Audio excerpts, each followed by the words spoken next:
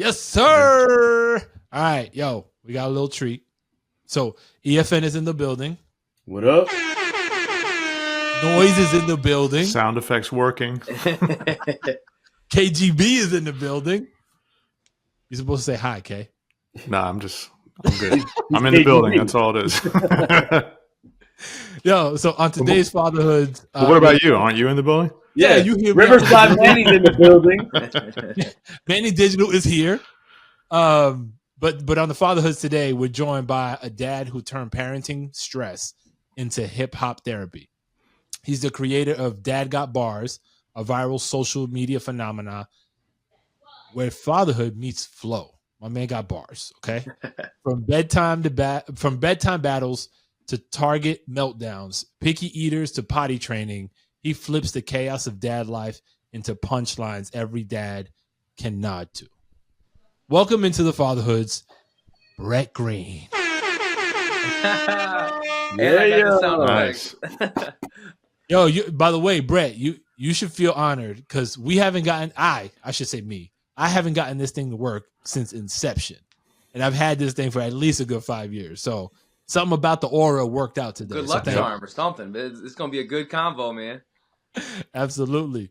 So I know in the green room, we were talking a little bit about who your background kind of. So would love to educate the audience a little bit about kind of how you got to where you're at. I mean, you know you got a couple kids. Is it two? Yeah, 2 kids. So tell us a little bit about that. You're a dad of 2, husband of 1, we assume. Yeah, I mean, just one. Okay. Polygamy is a thing. Just one. Yeah, no. So my wife and I have been married for coming up on we just had our 6-year anniversary. My daughter's 4, my son is 9 months.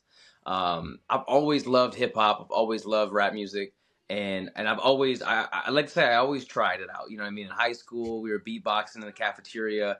I've never felt like I had anything to talk about. Being from the area that I'm from, and kind of not have, growing up listening to Nas and Jay-Z and Biggie and all these guys talk about like selling drugs and living in projects, and it was just that's not me. I'm not going to pretend like I know anything about that life. And so I never felt like I had a story to tell. And so when my wife, when we found out she was pregnant the first time, I was just like hit with this like wave of inspiration to be like, I got to make a song about my daughter. Like I got to make a song about like life lessons, things I want her to learn. Right. And so I did. I wrote this song before she was even born, and I felt like it was the best song I had ever written. And I was like, it was like it flowed naturally. It just came, and they always say, write what you know. And here I was like pouring my heart out to this little baby girl who I had not even met yet. Just all these, little things like, when you turn 21, make sure you always keep your drink with you. And, if there's mean girls at school, they're probably just jealous because you're going to be beautiful and all these things. And I was like, oh, this is my lane. Like, this is what I should do. I should make music about being a dad. And my wife was like, you should make like preschool raps, like Snoop Dogg did it. And I tried, and it felt so corny and so like not what I wanted to do. Like it was like Miss Rachel type, like learn how to cross the street and learn how to brush your teeth. And I was like, I can't do this. This is just not feeling right. I can't live with myself. And so, and I started thinking, I'm like, am I making music for kids? Because they're not on social media. So am I making music for kids, or am I making music for parents? And then I was like, no, this is for the parents. And so I came at it from a way of like, all right, we can still talk about like real shit. We can talk about how hard it is. We can talk about how, damn, I wish my dad would have shown up, for me the way I'm showing up for my kids, and all these real hard hitting topics, but then add in this hip hop influence that, you can't help, but you can't deny. Like, you're just like, my whole life, it's always been, all these amazing artists that I've loved and listened to growing up. And so I kind of just fused them together. And then, Dad Got Bars was born. So Nice. so there was a little bit of like feeling it out and trying to figure out the lane you wanted to go down, but Yeah. You were messing around with a bunch of different ideas, and finally this is kind of what stuck. Yeah, and at first I thought it was gonna be all just like father empowerment. I wrote a song called Millennial Dad. Was the first single I ever dropped on Spotify, and it did really well. And I was like, oh, this is it. Like, millennial dads, even like Gen X dads, Gen Z dads. Like we're just doing it a little bit different than our dads did. And so it was like this celebration of this new modern father who's like being way more present and changing diapers and doing things that our dads just didn't do very much of. And then I realized that most of the people that were really connecting with what I was saying were actually mothers. And so I started talking to my wife because we had just had our son. She had a C-section. I was like, damn, nobody's talking about how hard that is. No one's talking about how, like, maybe as a husband, you should, like, be there to support her a little bit more and know that she can't drive, she can't cough, she can't laugh, she can't sneeze. Like, all these things are, like, really, really painful for her. So, like, let's draw some attention to that. So I did a song about that, and that one blew up. I did a song about postpartum depression because she was dealing with that, too. Same thing. Women were just like, oh my gosh, like a man is talking about postpartum depression. Thank you so much. Like I feel seen finally. Like my husband doesn't even talk to me like this. And that's when I realized, okay, there's something more here.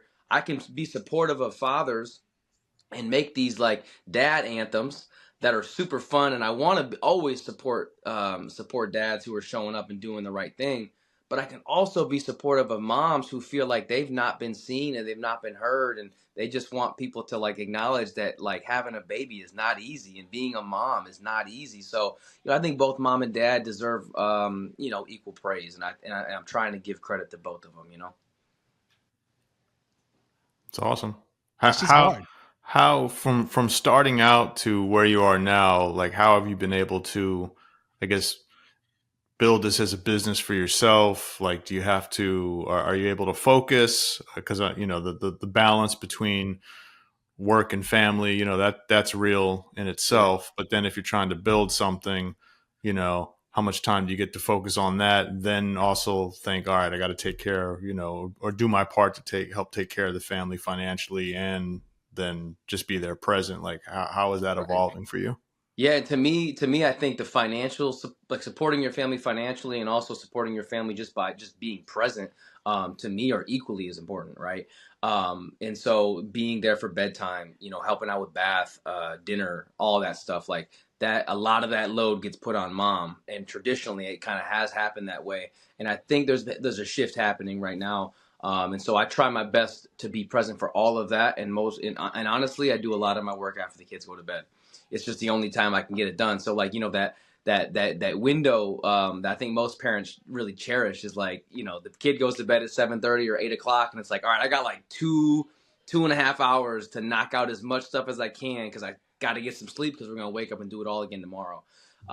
So prioritizing, thankfully in terms of like trying to support the family financially, there's been some great opportunities that have come up lately to do some collabs and some brand deals, because I got brands like baby formula brands and stroller brands. There's all kinds of brands that are like, wait a second, like we love what you're doing. This is so cool. You're giving love to parents and making it cool to be a parent because especially in hip hop, most of these guys got kids, you know what I mean? A couple of them. And they rarely talk about it. I think it's kind of been taboo to be like, oh, once you become a parent, especially you become a dad, your cool meter comes down a notch. You know what I mean? All of a sudden, you lost some of your street cred, let's say, right?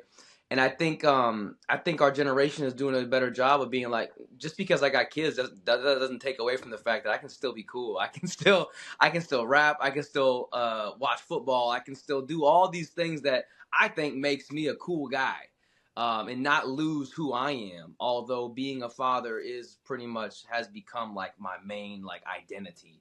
I don't want to lose who I am as an individual as well. So it is a fine balance, and it can be really challenging at times. But I know I get to look back and tell my kids someday, like, you guys are the reason why dad has any of this success. Because without you, there would be no Dad Got Bars. None of this music would even happen. I wouldn't be able to just make this stuff up out of thin air without all this beautiful inspiration right in front of me. Yeah, I mean, I know your kid. Well, you have your son is 9 months. You said, right? Yeah. So I know your kids are relatively young, but I know you do stuff with your daughter every so often. I'm sure your son has been in some of your videos as well. Yeah. Two-part question. One, does your daughter like understand what it means to be a part of that, or who you are, kind of in the grand scheme of things outside of just the home? She likes it. So she's a very like theatrical girl. Like since she was little, she'll be belting out, Let It Go in the kitchen. And so she very much likes to perform. And I always ask her, I'm like, Daddy wants to do this video. We're gonna go shoot it at Target. Like, do you want to do it? And every now and then she'll be like, no, I don't really want to do that. I'm like, all right, cool. We don't have to be in it then. But I'm like, do you want to be in one of Daddy's videos? And she likes to watch them after they're edited and done, and be like, oh, that was me. And she remembers the songs. Like she knows my lyrics sometimes better than I do, which is hilarious. And lately, which has been a lot of fun because she's 4, so she's really starting to kind of grasp music and that I can just like sort of make a song out of thin air, right? She'll be like, the other day, she was like, Daddy, can you do a rap to Golden from Demon Hunters? I was like, let me listen to it. I listened to it. I'm like, I bet, yeah, this beat could definitely lend itself nice like to a comedy joint. And so I rapped. I did a rap verse on Golden, and it did really well on social media. But like to her, she was just like, "Cool, can we listen to that in the car?" She doesn't care. I feel like she doesn't understand like views or like followers, and I'm glad she doesn't. But she's just like, "Can we bump that in the car?" And I'm like, "Absolutely." So that's my new favorite thing to do is have her be like, "Yo, can you put a rap verse on?" this song? And I'm like, yes, absolutely. Oh, that's kind of ill actually, because like she'll listen to something and she'll be like, "Yo, Dad, can you, get remix. on the unofficial remix?" I know, and it's a cool lane too, because it's like I was like, wait a second, like this wasn't even my idea. This is a 4-year-old's idea, and I'm like, wait, people are gonna like this. Like this is actually really cool. Look, I'm glad we got you now, because when you take that rocket ship and you start forgetting about people. We have it recorded and documented. Because I could totally see it. Like there's gonna come a time when that fusion between whatever hit is out there, some soundtrack to some cartoon that pops off, and they hear Bret Green slide in, the shit's gonna do some numbers. So that's ill. Hey, now you can have kids reaching out saying that to do song requests for your remix. Have a whole remix channel. No, for sure. No, I think it's dope. And hey, but let me just say, like when you guys reached out about doing this, I was like, this is like the most legit podcast that I've been asked to be a part of. So right back at you, man. Like I was very, very honored and excited to get on this, man. So it's not just I agree with you. I feel the same way. I think this thing is going to the moon. But at the same time, man, I'm a humble guy, and I always respect that you guys have been doing this for a really long time too. Not just the fatherhoods, but everything else you guys have been doing. It was a really big honor. So I got to just throw that out there too, man. I appreciate that. So let me ask something real quick, Manny, because you mentioned that being a father is like your identity now, right? Yeah. And when we talk to people often on this platform about that are very involved, it's like a part of their business that they're parenting, fatherhood, whatever. Is there a pressure that you feel that comes with that? Because life throws curveballs. Sometimes you don't feel like you're the best father. Something happens in the home. You're like, damn, I could have handled that better. Do you feel pressure because of the identity around what you're doing? Yeah. Well, you know what? I don't know if pressure is the right word, but I know what you're getting at. And I do talk about this a lot, where I tell my wife, one day I was like, I did a song one time. Somebody was like, oh, I do these like clapbacks, right? Where people say, stupid shit on Instagram, like a dumb comment. And somebody was like, oh, you shouldn't kiss your kid on the lips. That's weird. And I'm like, I don't think it's that weird. Like, and my kids don't mind. And we talk about consent and stuff. And so in the song, I was like, wait, I don't yell at my kids and I don't hit my kids, but when I kiss my kid, you got a problem with it? And that was like the opening line of the song, right? And so I said that out loud. And now I put that out into the universe. I just told however many people heard it, I don't yell at my kids and I don't hit my kids. So now behind closed doors, I now have this. So I talk the talk, right? So now it's time to walk the walk. And so to me, it kind of holds me accountable. 100%. I mean, it's good that you think about it that way though, because it's easy to just say it, right? And not really think about it or apply it to your own life. And I think that's why sometimes hip hop gets a bad rap, right? Because you got people talking about stuff that they didn't experience or really live through. And then they come at you, they're doing something completely different than what they're talking about. Do you ever think about like later on down the line as your kids get older and as you make more content and songs and maybe you put some putting some personal stuff out there, just to connect with other parents. Like we all go through these different things. I mean, I even think about it with our platform of like, you know, if your kids begin to pay attention to like, well, let me go back and listen to this and, you know, are they going to be, I'm sure they'll be honored by some of it, but then are they going to get, you know, hit a point where like, I can't believe you, Yeah. you talked about that in front of me. Yeah, It was right. AI. No, I do think about that all the time. I think I don't ever want to embarrass my kids. And I've seen plenty of like documentaries where they talk about like these influencer moms who like, you know, show their kids having tantrums and meltdowns, and I'm like, I would never I'm not gonna show my kids like worst moment of the day and share that with people to see. Like I don't Oh want to yeah, be. for sure. But more so about just talking, like, you know, having some of that personal information out there that later on they might be embarrassed Yeah, no, about. I You know, definitely try to keep it. The thought crosses my mind every time. I don't swear in any of my music. That way, my kids can listen to it and they can go back later and be like, okay, like this is wholesome. There's nothing here. I even with the clapbacks, you know, I try to. It's essentially a diss track, right? And I'm trying to do it so respectfully and like more so clever, to let it sting that way versus like insulting, because I do want to set that example for my kids to be like, listen, I can approach this comment. This person made a really ignorant comment, and instead of calling them dumb or stupid or you know, just trying to fight fire with fire, I come at it with like, listen, here, let me educate you because you said this and that's actually not correct, and then like really take the time to educate somebody, because maybe there is somebody out there who could learn something. You know, I had one guy one time, I forget what it was, but he had an issue with something I was doing. He made some weird comment, and thankfully I have this community now on Instagram of these moms that they don't play. Like they get in, I don't even got to do anything. Like they get in there and they just they go ham on them, right? And so many people were like, "You're wrong, you're wrong, you're wrong." It was like something about like, oh, like men should provide like financially and whatever, and when he gets home, like dinner should be ready. Very like traditional type thing, right? And all these women were just destroying this guy, and he actually like came back and like deleted his comment. He's like, listen, I'm realizing like I might have been wrong. Like a lot of you guys came at me and like I'm getting a lot of heat, and like I can see where you guys are coming from. And I was like, oh my God, like we got one. Like we literally kind of changed the dude's mind about the way he's thinking, and maybe he was just putting on, but like still it made it seem like within the comment section. it's okay to be wrong and change Yeah, your and mind. he You know admitted what it. I He's mean? like, all right, cool. Maybe you guys do have a point. You know, and it was like, oh, that was so cool to see that happen like in real time. And I didn't have to do anything. I just sat back and watched. Yo, so you got your own personal Beyonce beehive. Yeah, we're you trying got to come up with you got a a name? name. We're trying to come up with a The name. green, the green hive, bro. It's the green hive. I know. It's like that. That's dope. It was. I had all kinds of really bad ideas. I was like, oh, like daddy's angel. No, it can't be daddy's nothing. Daddy's angel. Damn.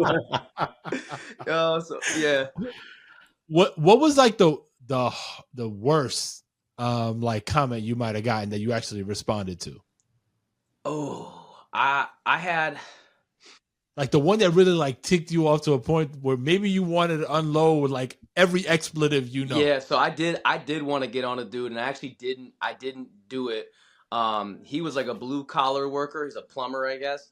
And he was coming at me. He was like, "Oh, I'm so sick of this dude." He even did a whole story about it. He's like, "I'm so sick of this dude. Every time I see him, he's holding his baby, feeding him a bottle, changing his diaper, and like basically he was like dogging me for all these things that you would think a dad would get like praise for." And he was like, "I'm blue collar. I work 14 hours a day. I come home, my clothes smell like shit," and I'm like that's not a comp. Like I don't know what if that it's a weird flex talking about. And then his wife came in. She's like, "Yeah, I wash his clothes and they smell like poop. But he provides." And I'm like, what is going on? What the fuck? These comedians? Dude, it was the weirdest thing ever, bro. And so that I was like, you know what, man, I'm not even gonna go there with this dude. But it was like it was aggressive. It was filled with a ton of expletives.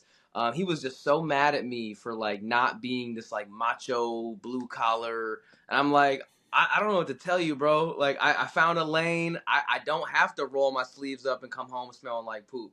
You know what I mean? Like I found a way to do what I do and be always been creative. I've always loved writing. I've always loved being in front of the camera. Like, let me figure out how I can get paid doing that instead of, you know, having to be. And dude, I got so much respect for blue collar workers, man. Like, we need all those guys, all the tradesmen and all that, man. Like, that is a huge shortage in it right now, and I respect those guys, but not when you come at me like that. Nah, that's crazy. I'm just wondering why he's following you like that. If he has some That's what I'm beef with saying. you. Like, just mute, block me or something. I don't know. It's weird. People don't have. You know, people love to watch stuff they hate, right? They and just do. like pay attention to the shit they hate, Right. for whatever weird reason. Hey man, it fuels me. I just use it as inspiration. I'm like, all right, let me see if I can spin this and turn it into something. Yeah. Yo, really. so I know you mentioned you got 2 kids, Yeah. right? You got one that's very brand new almost, right? Are you guys thinking about having more? So my son is like in 9 months, like just started crawling like this week. So we're like, it's getting fun, but it's going to start to probably get a little more difficult, right? He was an IVF baby. And so we had 2 healthy embryos, a boy and a girl. Because we already had a girl, we chose the boy. And so we still have that girl. And so now it's like this really strange moral kind of dilemma where you're like, all right, you've got this embryo. It's a girl. We've already named her and everything. And she's in a freezer at some lab, right? And we're like, could you imagine like not bringing the baby into the world, or like one day when you do, looking at her and being like, oh my gosh, we almost decided not to have you, right?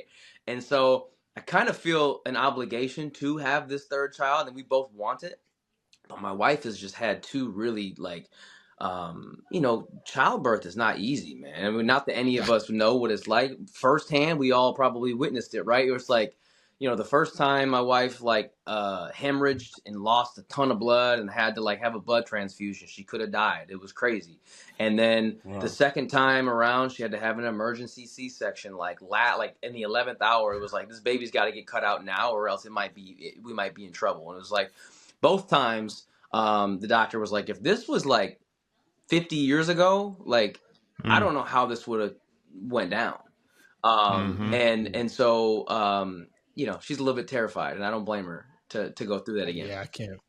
Damn, I've never heard somebody talk about it that way. Like, there's tons of people that do IVF, obviously, but like your specific situation, like you've got basically a kid on deck, right? And damn, the moral piece of it, but then the life hanging in the balance aspect of it too with your wife, like it's crazy. It can get out of control. Well, we've got friends who use the same doctor as us out here, and they somehow managed to get like 12 embryos. And they tested them, and they're all like good. So like they're like, any of these 12 could very well be like a very healthy baby, 10 fingers, 10 toes, all that. And so they're like, well, we can't have 12 kids, but what do we do? You can donate them, you can do all kinds of stuff, right? So I get that, like, some people are sort of like, oh, IVF's a little weird, you know what I mean? And I understand that. I got a song coming out on Friday about it because somebody was like, oh, IVF is playing God, and I'm like, hold on a second. So me and my wife filmed this music video a couple nights ago where I'm like giving her, like it's basically the whole process of like numbing the spot, wiping it with the wipe, and doing the shot and talking about it, and basically just being like, unfortunately these days, like a lot of people have trouble getting pregnant on their own, you know what I mean, with processed food and microplastics and everything, and sperm counts dropping like crazy. Like, so this is what I mean. Like, I like to educate people too, to be like, it's not just people being like, well, we tried for a few months and couldn't get pregnant, so let's go pay 30 grand to have a baby. Like, that's nobody's first choice. You know what I mean? There's some really desperate people out there. They're like, I just want to be a mom, or I want to be a dad so bad that I'm willing to mortgage my house to, like, you know what I mean? And like go into crazy debt just to like feel that love. And like, honestly, it'd be worth every penny. If I had to pay 50 grand tomorrow for a baby, I would do it, because I'm like, yeah, I'm sure you guys could agree. You're like, there's no other feeling than like holding that baby and be like, oh my gosh, like this is mine. And I bet you could probably get that feeling with adoption too after a while, once you really connect with that baby. But it's a little bit different. And one thing worth mentioning, it shouldn't be the responsibility of people who are having trouble with fertility to adopt every kid in the world. You know what I mean? There's also a lot of people that are like, well, you ever thought about adoption? Maybe you should just try that. And it's like, adoption's not any cheaper than IVF. Like, I don't know. There is something like it's still, I have a really difficult. I have three. My oldest is 18. My son in the middle, he's 12, and then my youngest, she's a girl, she's 9. And I still have a very difficult time explaining the feeling of being a dad. Yeah. Like it's I you can talk about it until you're blue in the face. Until you actually experience it firsthand, it's hard, right? So like Definitely switches up your life for sure. Like just 100%. just to mentally. I mean, forget all the other stuff that comes along with it, but there's for those that embrace it, it's definitely a mental switch. I think for the better. Yeah, and it's crazy. And then you also, now knowing that and having that perspective, when you look at guys that basically have kids and they don't pay any attention to them, you're just like, what? Like, it doesn't even compute. You're like, what do you mean? And maybe it's because I've tried to put myself in their shoes and be like, man, if I had a kid with a woman that I didn't know at all, or didn't like for that matter, and was really difficult, it would probably make the relationship with the child suffer a bit, unfortunately.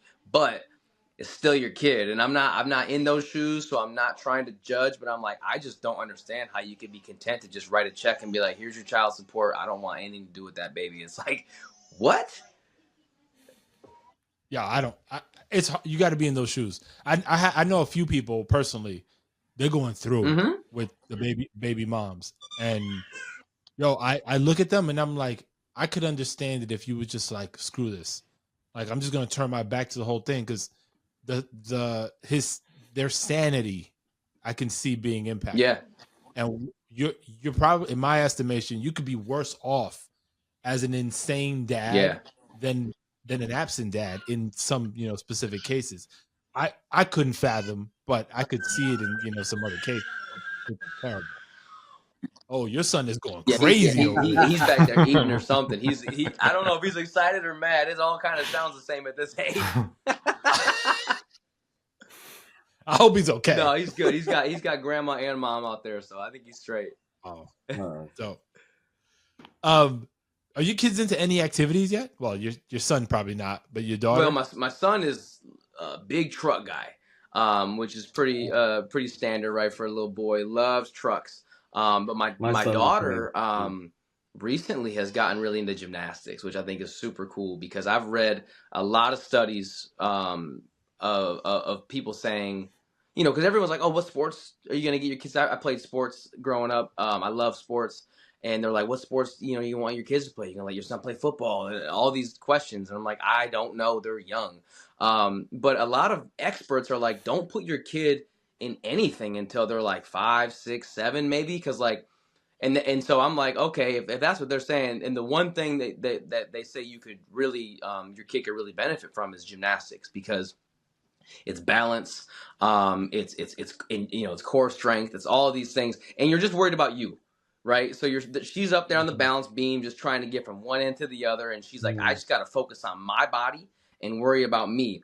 Then you go throw them into a soccer field, and you're like, okay, now you got to go chase a ball. Now you got to worry about these other kids, and all. It's overwhelming, and I just think, like, quite frankly, sports at 3, 4, 5 years old it just doesn't look very fun. Like, it's just a bunch of kids chasing a ball, like t-ball, like out there, picking flowers and making sandcastles and stuff. I'm like, I don't want to introduce my kids to sports too early because I'm afraid they're going to be like, this is whack, I don't want to do this. And then be like, no, baseball's boring.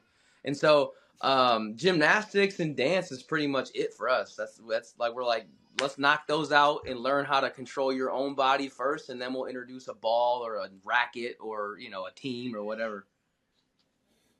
Your daughter's not doing gymnastics anymore, right? No, she is. She's doing gymnastics and dance, and she just completed her first. She's in the gymnastics team in her that's right. in her gym, and she just did her first competition this last weekend. How old is she? How'd that go? She's 7. Oh, cool! I love that. Yeah. So we started this every other weekend. Now we have to travel all over Florida for these competitions. Yeah, it's intense. It's not like when we were kids, man. We was like, just go to the little league down the street and. Nah. But it's dope. It's intense though, man. Like the competitive side of it. I bet. I'm like, we're gonna see how this first go at it is, and make sure his school's good and it's not too much pressure. But she's good. She's good at it. That's cool, man. You have you guys, and I know you're newer to this, Bret, but like, have you either of you seen like parents bugging out like trying to fight somebody over their kid's performance or how they were, judged or whatever the case is in those environments? Only on Instagram, I see it and I know what not to do. My daughter's too For young. real. We haven't gotten into the competitive stuff, but I bet EFN might have a different story. Well, no, this is my first one. We just went, Oh, so good, okay. luckily And no nothing fights. happened. Everybody was I was clean. looking out. Well, I saw a couple of intense parents, like, and the good thing about the way that they do these competitions is it seems like they separate them by age groups. Yeah. So, and then they, so like our gym will have like her age group will go, and then like the next session that day will be the older kids, and like so all the gyms do that. So at least I know that the parents have the it's more or less the same age group. The parents are in the same realm of parenting, but I'm pretty sure like I saw a couple intense parents that looked like they were like ready. Like if you jumped in front of their like the line of their fucking pictures and stuff, they're like yo take a picture, I'm filming. Like yo, chill out, relax, buddy. Yeah, I've seen it. I've seen it on the internet, man, and I'm like, that's the kind of dad you don't want to be, because that just makes sports so not fun, man. Yo, it's terrible. I've been in situations. All three of my kids actually are into basketball, and I've been at games where, like, not a ton of times, but once or twice, I've had to like get up and be ready to fight somebody because shit was starting to get out of hand. That's whack, man. It's terrible, bro. Yeah. And yo, like I'm always thinking about it, like if I, slugs, punch somebody in the face or get punched by somebody in the face, like the scar on my kid, that's what I think about, right? Like, yo, they're gonna feel like I can't do this because my dad's gonna be either wilding out or he's gonna get knocked out, right? And so there's gonna be that pressure on them about it. So I'm always just like, yo, trying to make it like, yo, cooler heads prevail. Like, what are we really doing right now? Well, it's sad because like when I was younger, I grew up watching my dad always be the guy that would like intervene. Like if somebody was getting picked on, there was an issue in public, there was an accident, he would stop and help. Give money to the homeless guy on the street. Like I would see my dad do a lot of stuff like that, and so I kind of naturally was doing the same thing. And then when I had my own kids, I kind of had to step back and be like, man, as much as I want to help and be this vigilante and whatever, I was like, I got my own kids to worry about. So I was at Walgreens the other day picking up a prescription at like 11 p.m. and some dude was in there just wilding. And there was like 5 women in line and they were all chirping at him, telling him to, cool out, whatever. And they were all looking at me like they were expecting me to do something because I was the one man in line. I looked at him, I said, oh no, I got my own kids at home. I'm straight. Like I'm not, if he starts putting his hands on people, maybe, but like until then, like I'm good. Like I'm not, and it's not in my DNA. My DNA is to like jump in and help out and whatever. But like in today's world, you don't know who's got a knife or a gun or whatever. I'm not trying to not make it home because I was trying to save somebody else's parent. Like, no, I'm good. Which is sad. I hate saying that, but it's just the way it is. At the end of the day, in those moments, you got to be selfish because it could literally be life or death, just like that. Or you don't know who you're fighting. Somebody they get you real clean and knock you out, and then you're laying there sleeping on the sidewalk, and your daughter's like, "Daddy, Daddy," like what, you know what I mean? Like, nope, not that. Nah, I'm good. Nah, yo. So I wanted to touch on something. So one of your videos, you start off talking about your father and child support. Yeah. Is that really kind of your experience, or was that you just? Yeah. Okay. So could you tell us a little bit about that? Because like the bar was dope, like and it showed like the way I interpreted it, and I only really paid attention to that first bit. It didn't sound like you had animosity toward him or to your mom in that sentiment, right? It was just you were kind of expressing your duality in that experience. So tell us a little bit about that and kind of what prompted you to even go about talking about it. So the line you're talking about was I know my dad was counting down the days till I finally turned 18. Gave my mama so much of his paper, almost killed the family tree. So with that, it was like I watched my dad give, a big portion of his paycheck, I'm sure, to my mom for child support. And so I empathize with him because that has to be tough, especially when the state's coming in, just taking it right out of your check.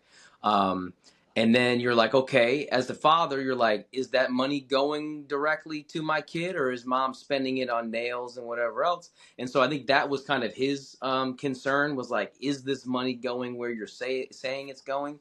And then I also sympathize with my mom, because she's like, at the end of the day, I would have preferred that we just stay married and raise our kids together.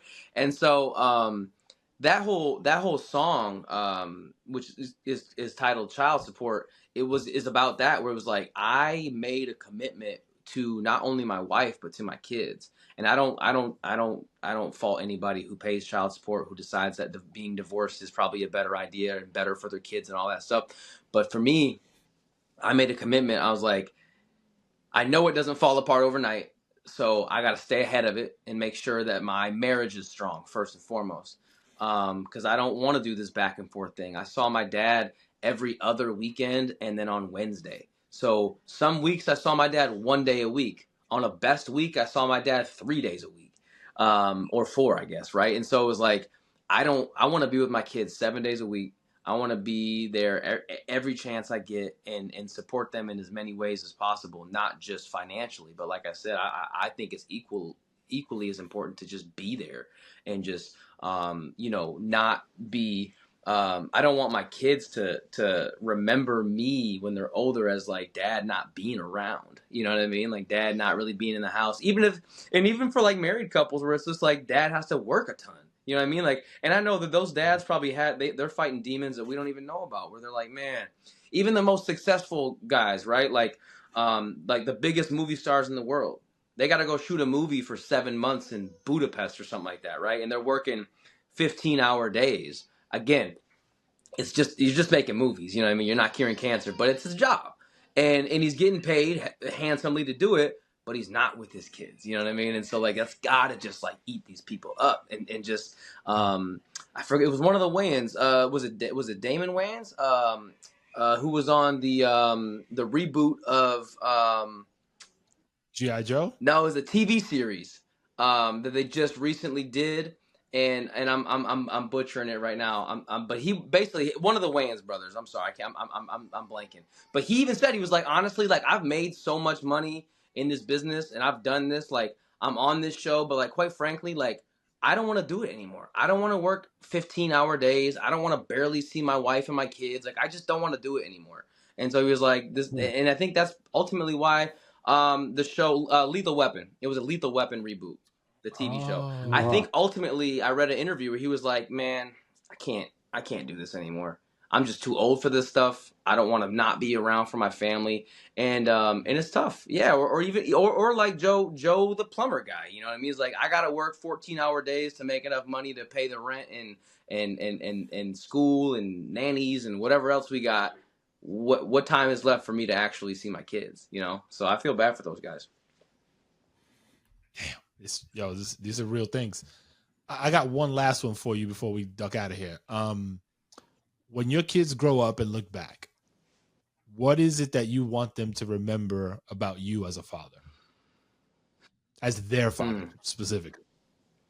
I want them to remember that I was present, that I was, not only was I there in the room with them, but I actually was there. You know what I mean? I wasn't just like checking a box. I want my kids to know like dad really, really cared. And what's beautiful about what I'm doing is I am kind of creating this vault of, assuming Instagram stays around for a long time. I got them all backed up on a hard drive too. Yeah. But like, they can watch these videos and see like, dad really, really did love you and does love you and always will love you. And you changed who I am as a man. You changed my name from Bret to dad, and I'll be that for eternity. And so I want them to look back and be like, man, I had one of the good ones. Because no matter how good dads are, I think, when our kids are adults, they'll look back and they'll just sort of feel this kind of like stigma, this societal thing where it's like, oh yeah, like men traditionally like aren't as good a parent as women sometimes and whatever. And I want them to be like, but not my dad. My dad was dope. That's dope. So when we put together the Fatherhoods album, expect a phone call. Yeah. No, because like when I stumbled upon what you're doing on IG, like there's some folks that try to do some of this stuff, and it comes across, and I guess I'm gonna say no shade toward them because I don't really mean it personally, but like it comes across kind of corny, cheesy, inauthentic.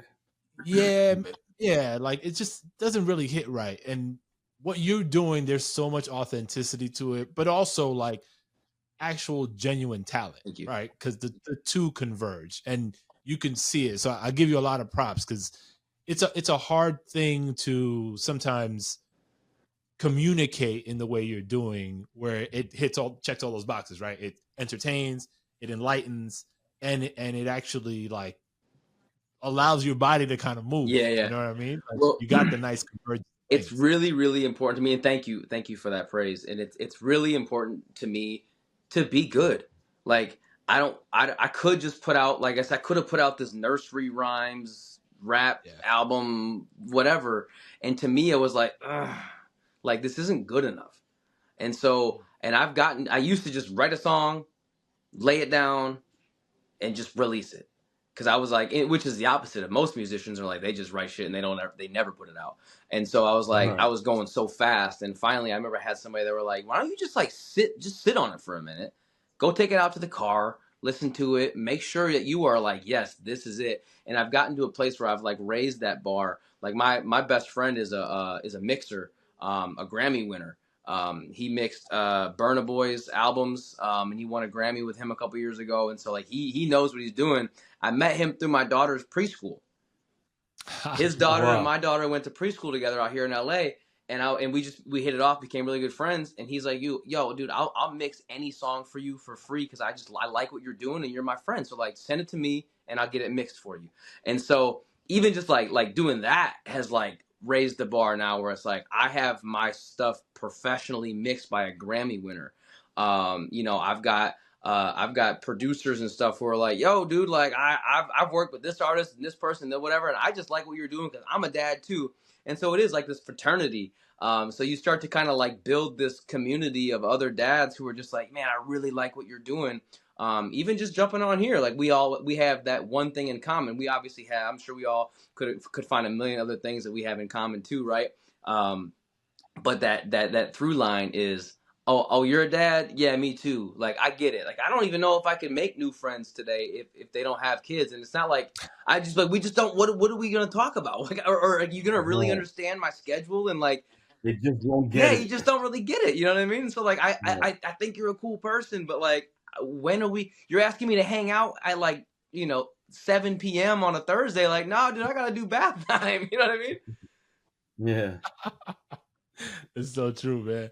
Yo, so people checking for you. I know you got a bunch of stuff going on. What's coming up? I know you mentioned you got a song coming out on Friday. Like, tell the people what you're working on and where they can check it out. Yeah, so I'm working on. I got a song coming out tomorrow, which is Friday. So I got a song coming out Friday, which is called "Old Fashioned Way," and it's about IVF. It's about basically people being like, why don't you just have a baby the old fashioned way? It's like, don't you think we tried that?